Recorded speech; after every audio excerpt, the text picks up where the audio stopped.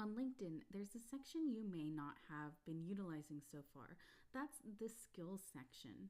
Now, a lot of academic profiles I come across on LinkedIn have filled in some skills, but on LinkedIn, you can share up to 50 on your profile within that section.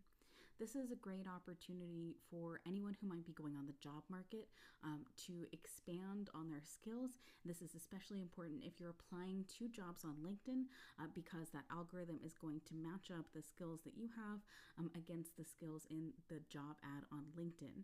So that's really important if you're applying for jobs. But how can skills help you when you're not applying for jobs? Well, skills are a great way to add more keywords, to add more information to your LinkedIn profile that might help anyone who's searching, say, Google. Or another thing on LinkedIn is that they have a really powerful search.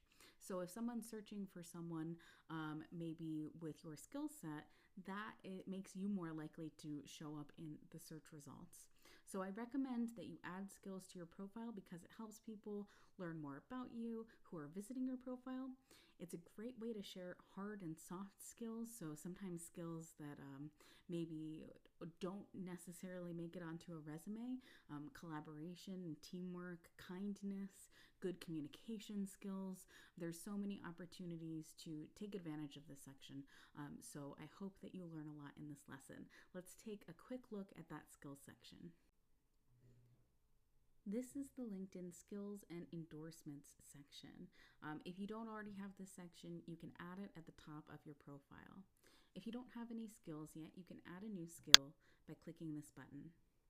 Sometimes it will suggest skills based on your profile, but I also recommend that you type in skills that you know that you have.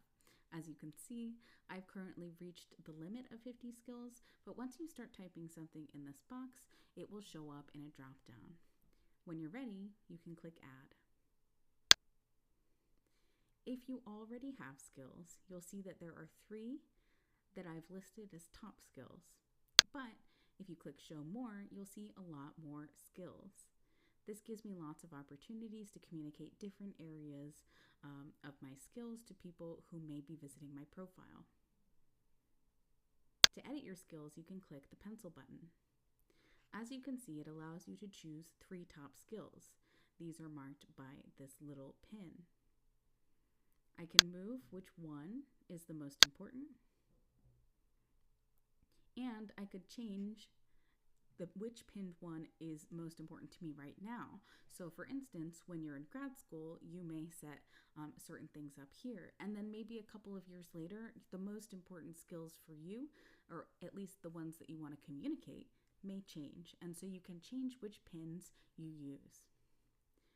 There are different categories to skills. Now, these are preset by LinkedIn, but you can add skills in different categories. As you can see here, there's industry knowledge. There's another category for tools and technologies, interpersonal skills. Now, Googling LinkedIn skills, like a full list of them, may be helpful for you if you're not sure exactly where to start. I do recommend adding things that are broad.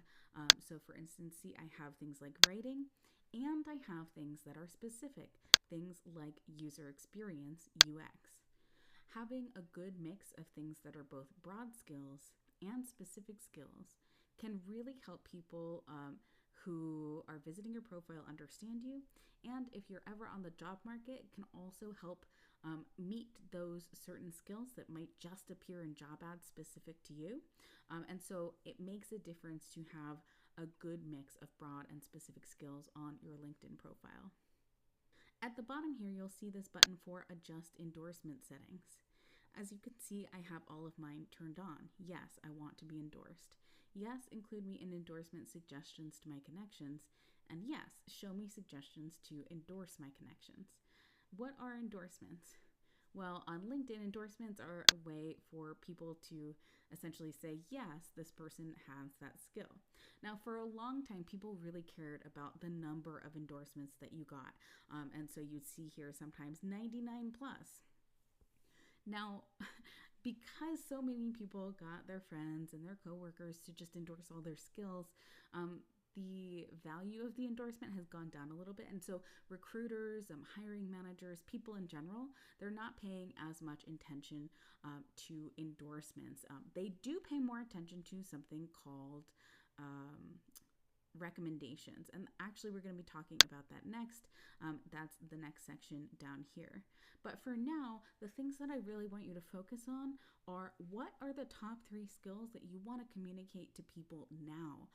So I hope that you get a lot out of this lesson, because this skills and endorsement section is a great way to share more about who you are.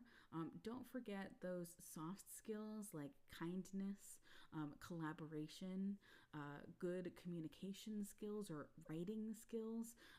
These kinds of things can communicate more to your audience than sometimes specific knowledge of a tool or specific experience with, say, something that's specialized to your industry.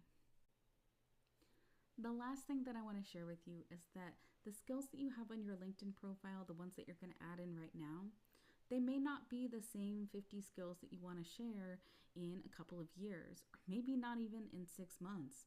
As our goals change, you'll want to come back to this section and update your skills, especially those top 3, so it matches up with your goals and with what you want to communicate. Good luck with this week's lesson. Do reach out if you have questions at jennifer@theacademicdesigner.com.